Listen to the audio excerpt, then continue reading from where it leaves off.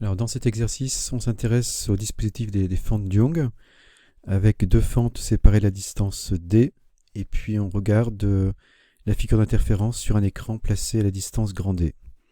Donc on nous donne l'expression de la différence de chemin optique entre l'onde issue de la fente F2 et l'onde issue de la fente F1, et l'expression nous est donnée ici. Donc F2m moins F1m, qui est quasiment égal à B fois petit x sur grand D.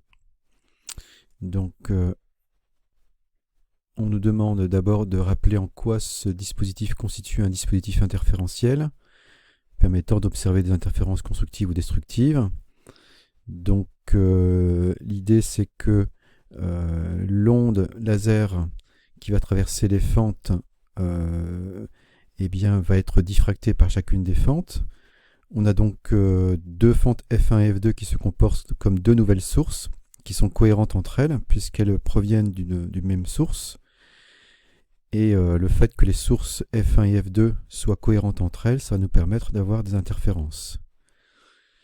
Alors, au niveau de la condition pour la formation d'interférences constructives en termes de décalage temporel, donc le décalage temporel, s'il est un multiple entier, donc on va appeler P lors d'interférence de la période, eh bien, on aura des interférences constructives. Donc ça, c'est en termes de décalage temporel. On peut également proposer une condition en termes de chemin optique, différence de chemin optique. Donc c'est lorsque la différence de chemin optique est égale à un multiple entier P, toujours, de la longueur d'onde. On peut également donner la condition pour avoir des interférences destructives. Dans ce cas-là, le décalage temporel est égal à un nombre entier de fois la période plus une demi-période, ce qui est également équivalent à une condition en termes de différence de chemin optique qui serait P fois lambda plus lambda sur 2. Donc ça, c'est pour avoir des interférences destructives.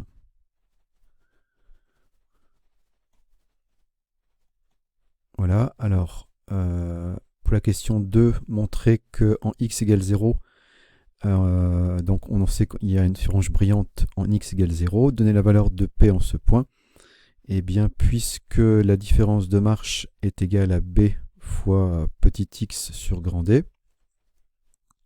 et bien si on est en x égale 0, la différence de marche est nulle, et par conséquent ça correspond à 0 fois lambda, donc c'est donc des interférences constructives. Donc on a donc une frange brillante, et cette frange brillante, c'est la frange brillante d'ordre 0, correspondant à P égale 0. Alors maintenant on va donner l'expression de l'interfrange. Donc si on se place à l'abscisse XP, où on a la frange brillante d'ordre P, donc en XP, on aurait une frange brillante d'ordre P, donc ce qui se traduit par la relation eh bien, delta qui est égal à donc B fois X de P sur grand D qui est égal à P lambda. Au point d'abscisse X plus 1, eh bien, on a la frange brillante d'ordre P plus 1.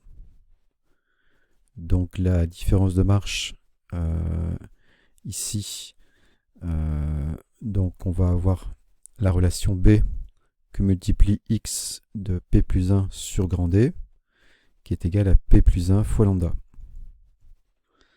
Donc nous on s'intéresse à l'interfrange, donc c'est la distance qui sépare deux franges brillantes consécutives, c'est XP plus 1 moins XP.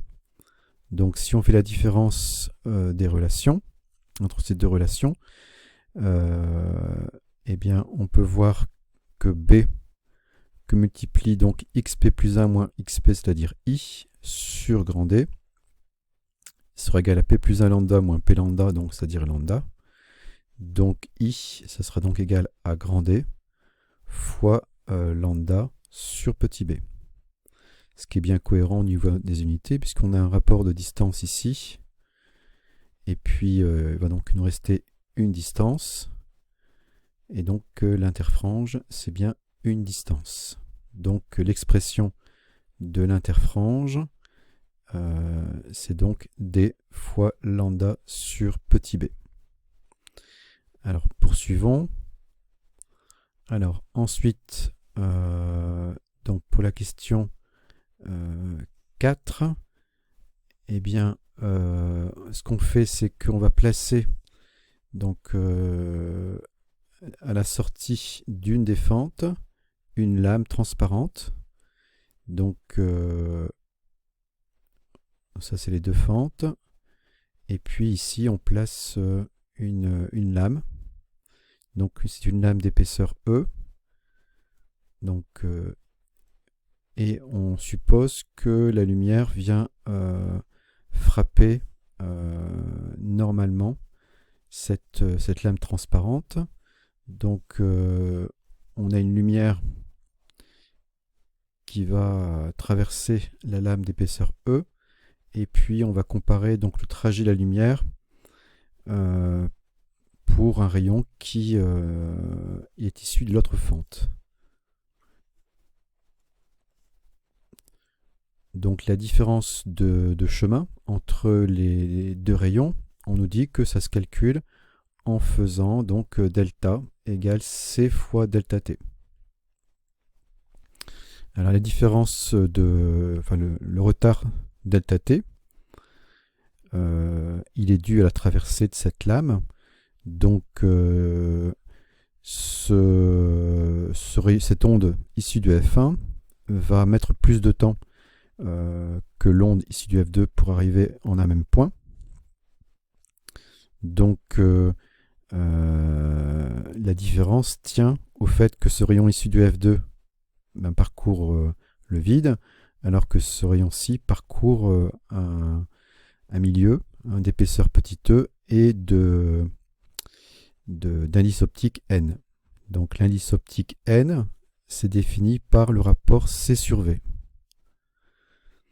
Donc si on compare si on cherche à exprimer le décalage temporel, eh bien le rayon issu de F1 va donc parcourir cette distance petit e avec une vitesse v, tandis que le rayon issu de F2 va parcourir la même distance, mais à la vitesse c. Donc on peut factoriser par E sur C pour faire apparaître ici donc C sur V moins 1. Et donc C sur V, c'est-à-dire l'indice du milieu. Donc le décalage temporel, c'est E sur C fois n-1, et par conséquent, la différence de chemin optique, C fois delta T, ça sera E facteur de n-1. Pour la question B, alors on nous dit que le fait d'avoir interposé, d'avoir placé la sortie de la fente F1, eh bien la lame, bien fait que la frange brillante d'ordre 0 se déplace de 6 interfranges. Donc ça veut dire que la différence de chemin optique eh bien, va correspondre à l'ordre 6. Donc cette différence de chemin optique qu'on trouvait tout à l'heure au niveau, qui était nulle en l'absence de la lame, la fait de placer une lame va créer cette différence de chemin optique, et cette différence de chemin optique eh bien, correspond à l'ordre 6. Donc on a donc delta qui est égal à P lambda avec P qui vaut 6. Et donc on va pouvoir écrire que E facteur de n-1 est égal à 6 fois lambda. Donc on va pouvoir en déduire l'épaisseur de la lame. Donc petit e, ce sera 6 fois lambda sur n-1. Donc 6 fois la longueur d'onde qui était donnée au départ qui était de 500 nanomètres.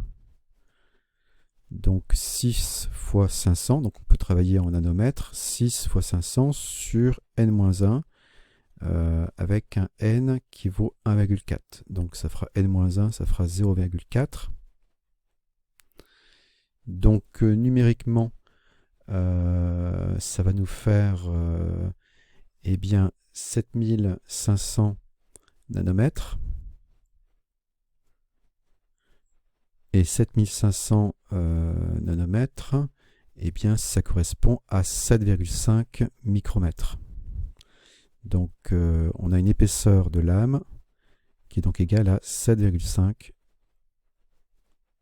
micromètres.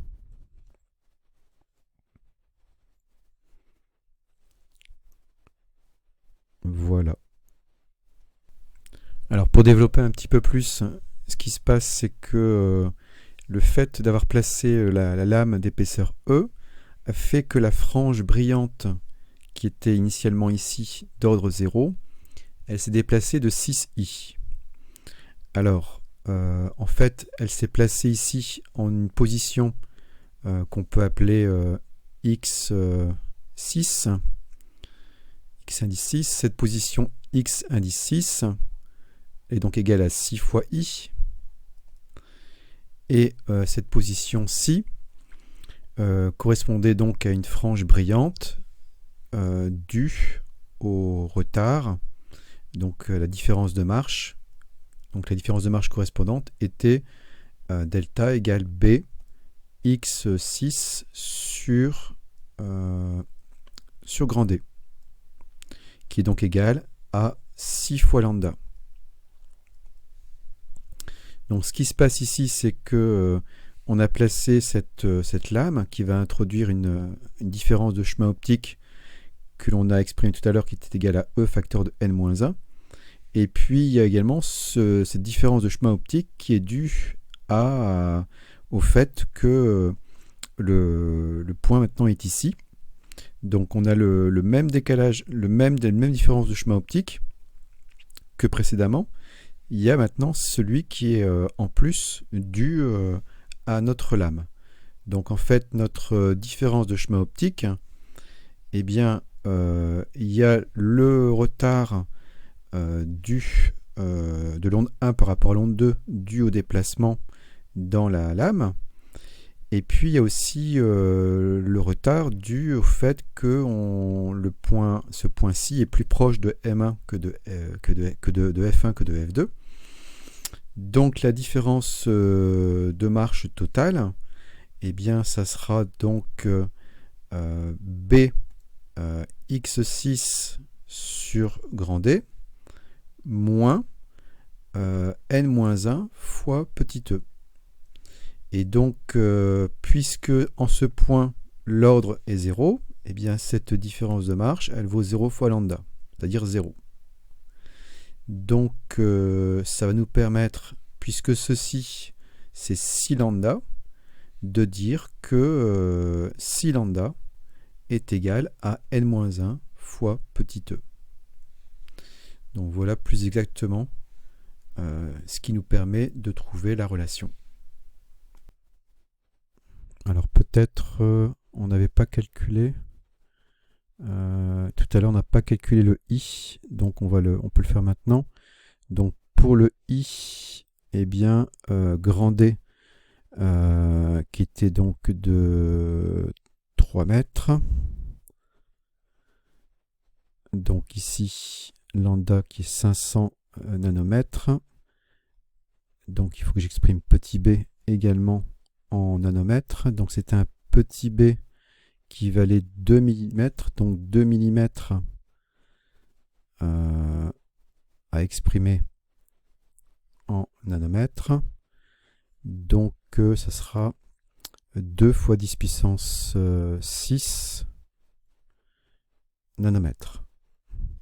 On peut dire que 2 mm c'est 2 10-3 mètres.